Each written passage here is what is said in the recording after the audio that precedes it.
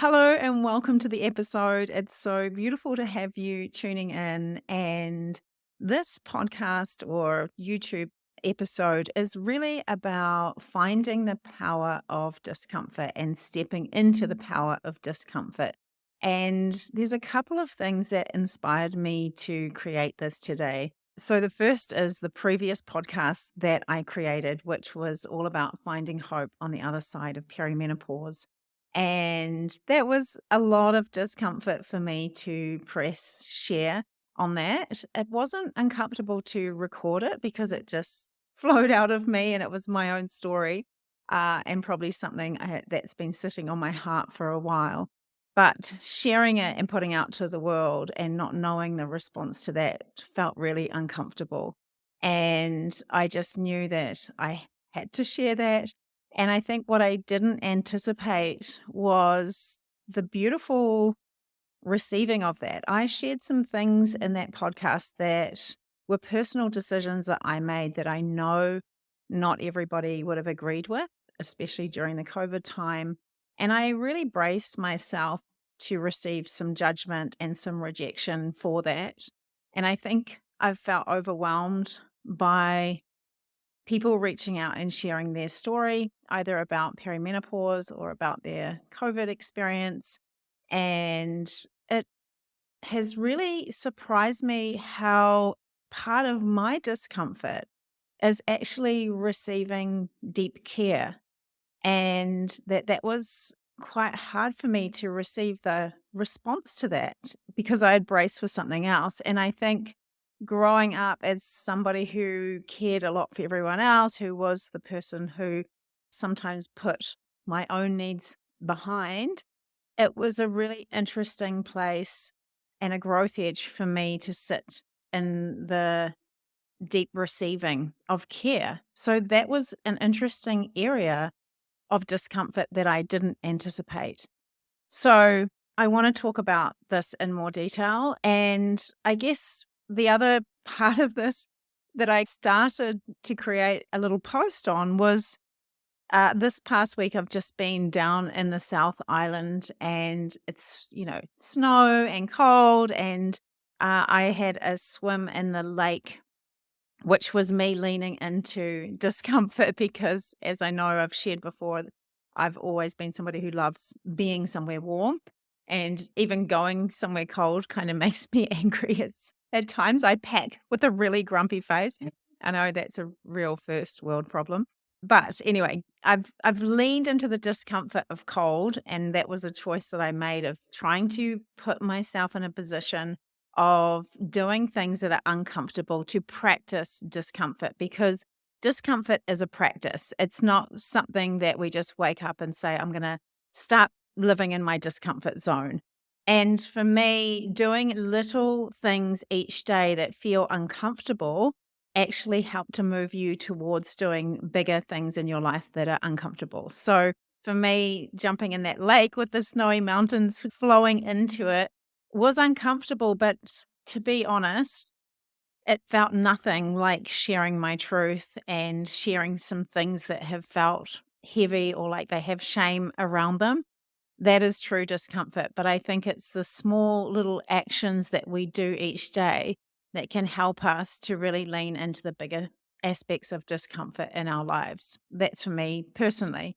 So even if you're listening to this, my first takeaway would be, what are little things that you can do each day that give you a tiny amount of discomfort, whether that's just turning your shower onto cold for 2 minutes, or whether it is pushing yourself a little more in exercise or having a courageous conversation. Some of those are bigger things, but just really being aware of where am I choosing discomfort in my life so that it becomes a practice.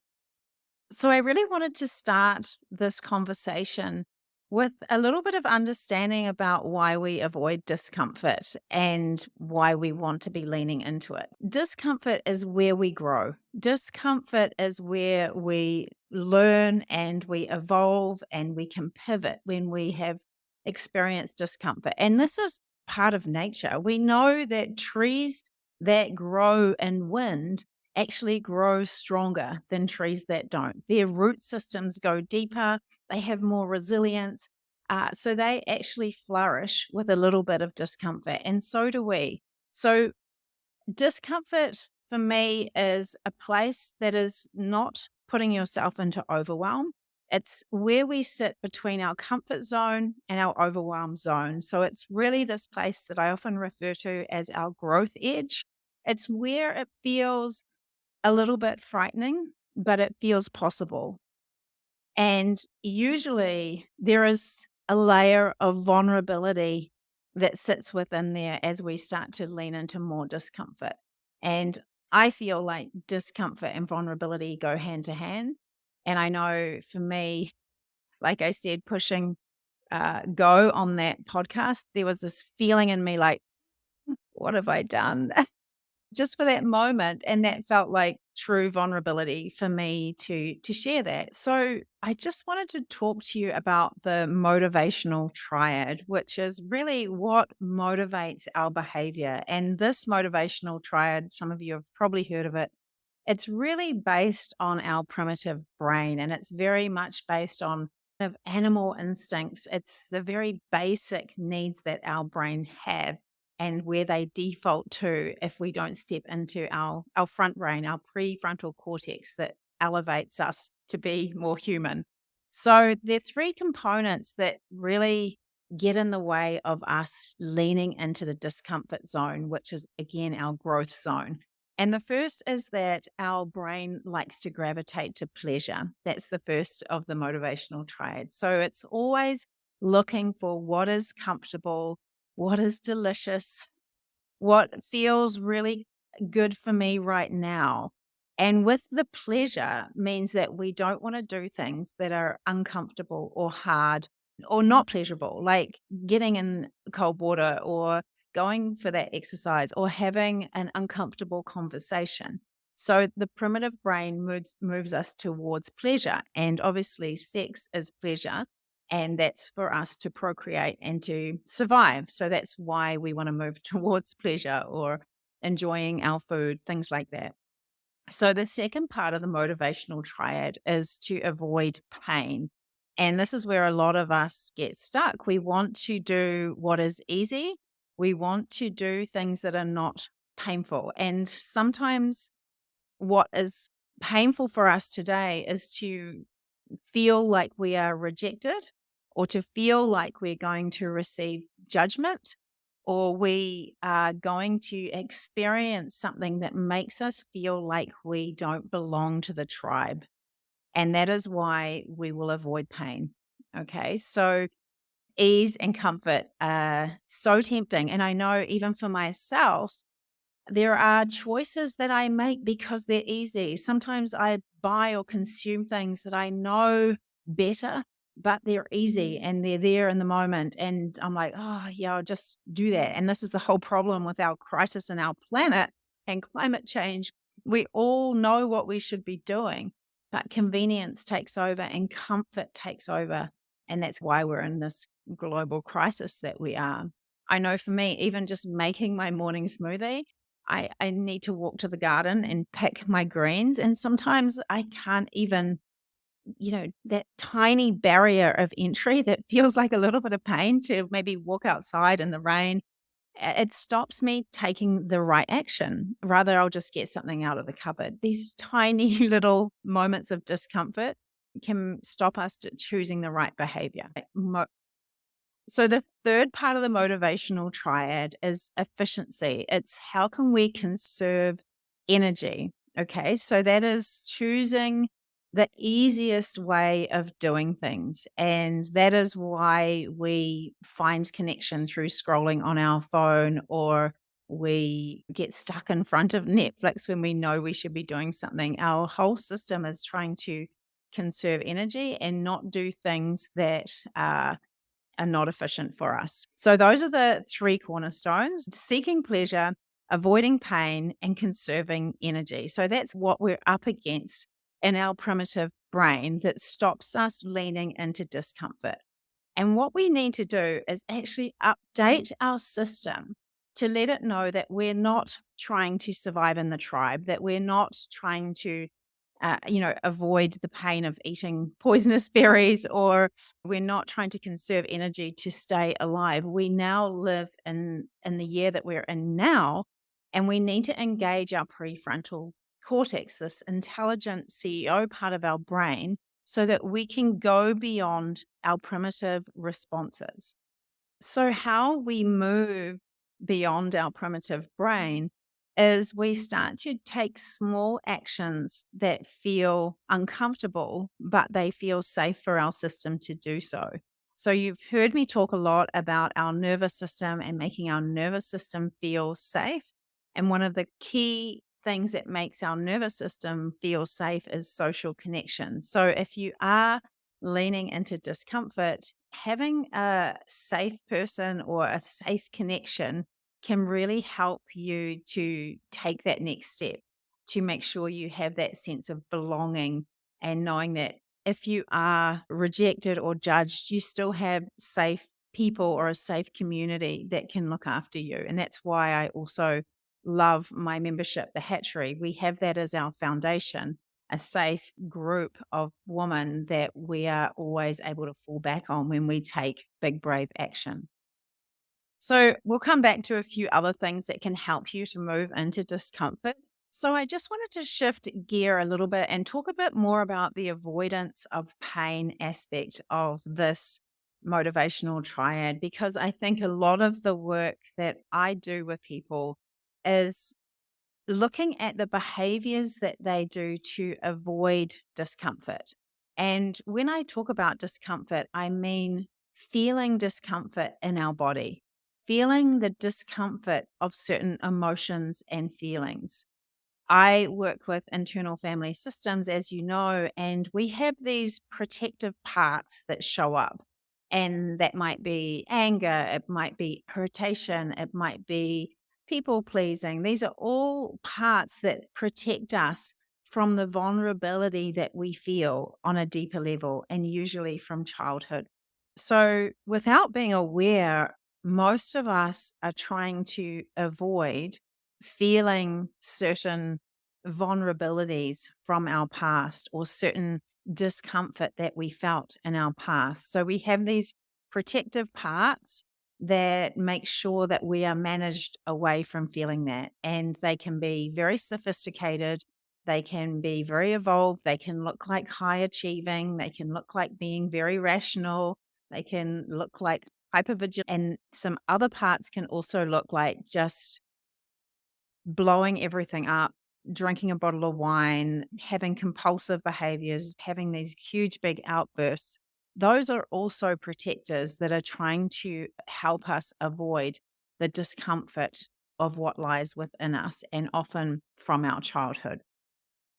As I said, we learn strategies that protect us from our discomfort. And I'll give you a few examples of how we avoid discomfort through our protective parts.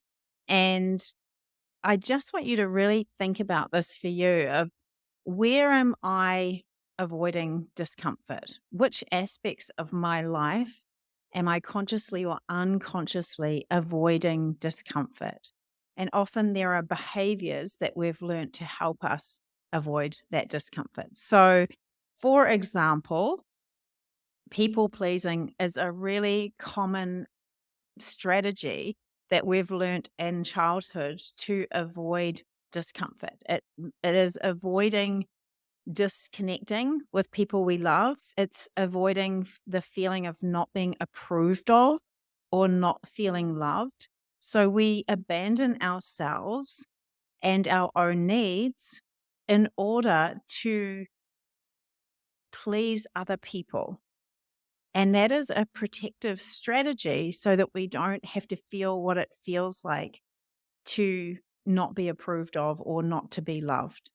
And I often refer to the quote of Brené Brown that says, choose discomfort over resentment, because often when we're trying to please other people, we do something to make someone else happy and we avoid the discomfort, but that manifests within us as something else. And often that is resentment. My question for you, if you are a people pleaser, is how can you lean into the discomfort of maybe saying no or not right now, or leaning into the discomfort of setting a boundary with somebody who maybe expects a lot or demands a lot of you? This is really the true meaning of discomfort. It's coming up against our protective programs and choosing something different. And again, as I said, our system needs to feel safe, and we need to have the self awareness to be able to notice when we're in our pattern or program. So perhaps your protective response to making sure you don't feel a deep sense of vulnerability or discomfort is to be a high achiever. And these are one of the most sophisticated managers that we have because it looks so good to the outside world. We are in this mode of hyper achieving, hyper doing. We are busy, busy, busy, doing all of the time. And we are desperately avoiding feeling like we could fail.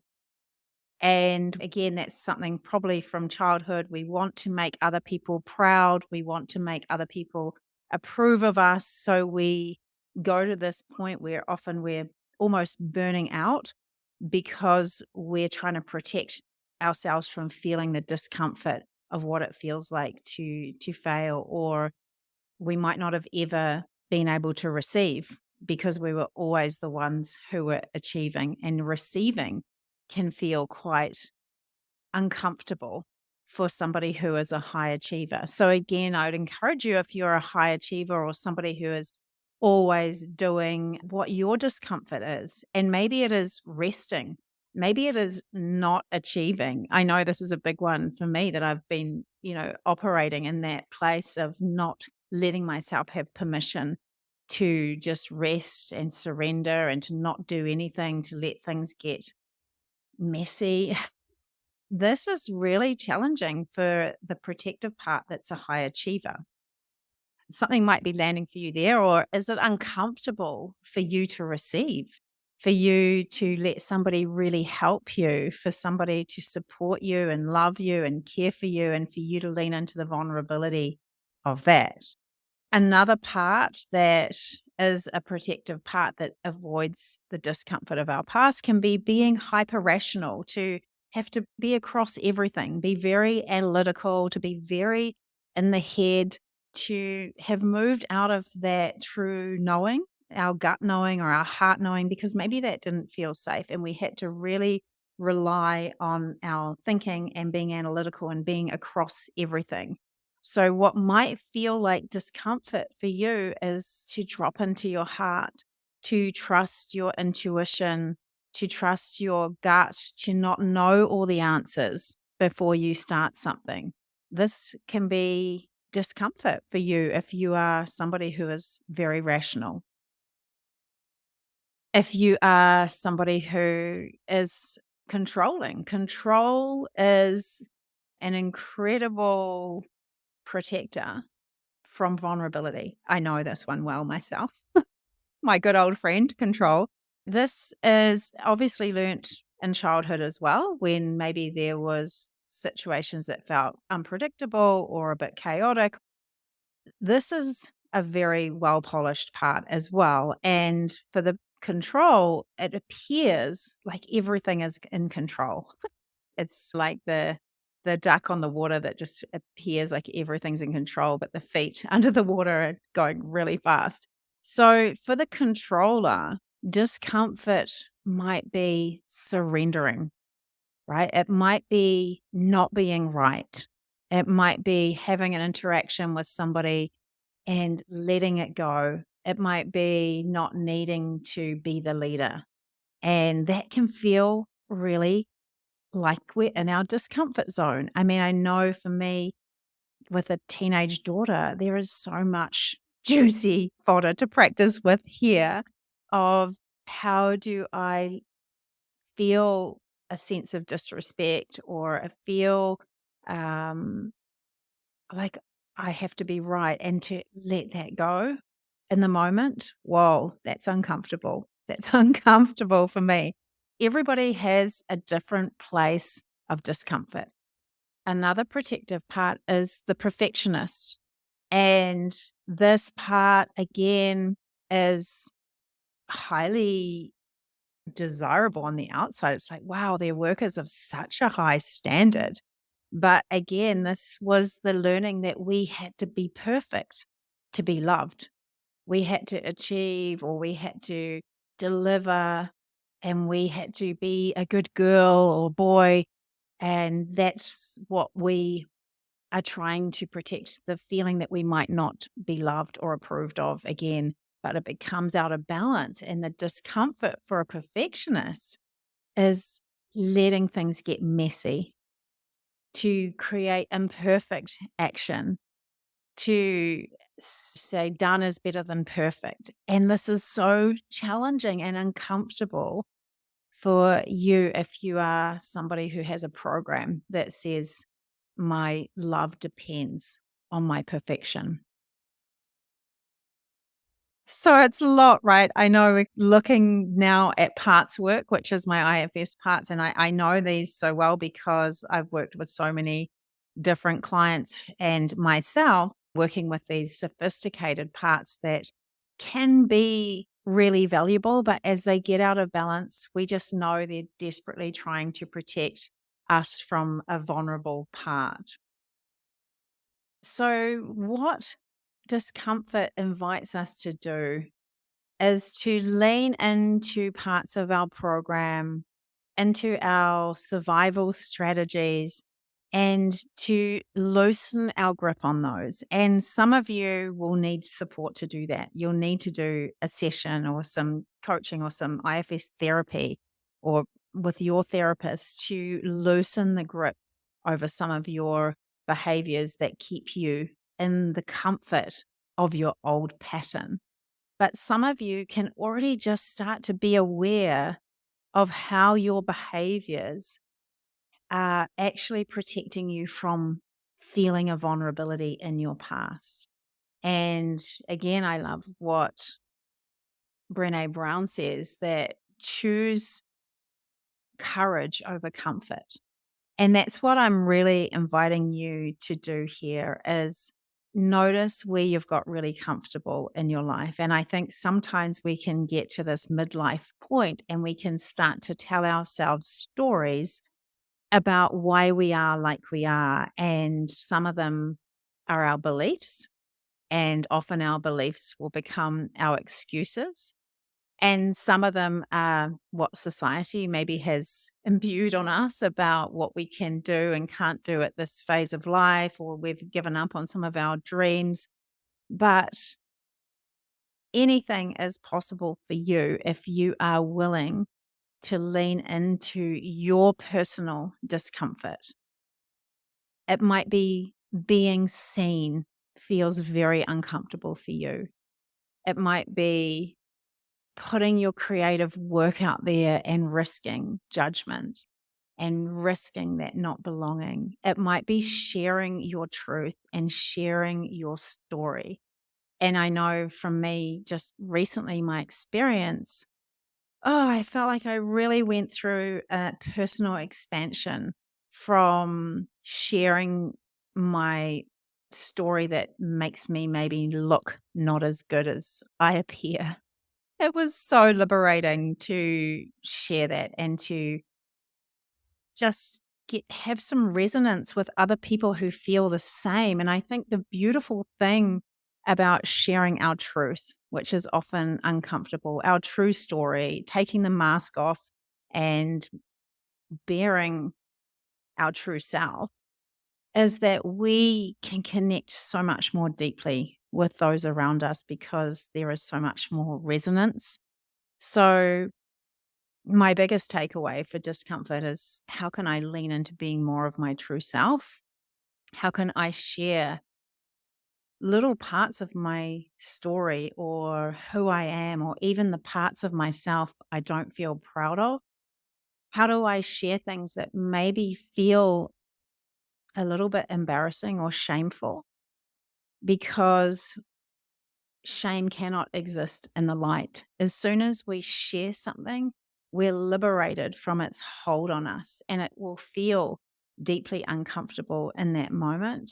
But the lightness that comes when we have shared this, and maybe it's with a one-to-one session in a therapy or a coaching, or maybe it is sharing it with the world, or maybe it's just your best friend who's never known the truth about you. It is a game changer. And it is how we live in more authenticity. It is how we embrace our vulnerability. And it is how we lean into our growth edge and experience real transformation. And I'm saying that as somebody who is not very vulnerable, who has always been the capable, strong one, and never been very finessed at sharing my vulnerabilities. But from the small experiences that I've been practicing, because it doesn't come naturally, the benefits just of being more of my truth are just so incredibly rewarding. So that is my insights on stepping into the power of discomfort. And as I said at the beginning, a lot of stepping into discomfort is about building your self awareness of your patterns and your programs. It's about starting really small and doing small little actions each day that put you into your discomfort zone. It is about leaning into the growth edge, the part that lives between overwhelm and comfort, that discomfort zone. And it is about doing it in a way that feels safe for your nervous system so that you are supported. You have that social connection. You have people who you can rely on, who can support you and cheerlead you through anything. And of course, it's about you being in yourself and being able to be self compassionate to all of the parts of yourself that make you who you are. And that in itself is a journey, but that is also how we start to feel less uncomfortable about what has happened to us.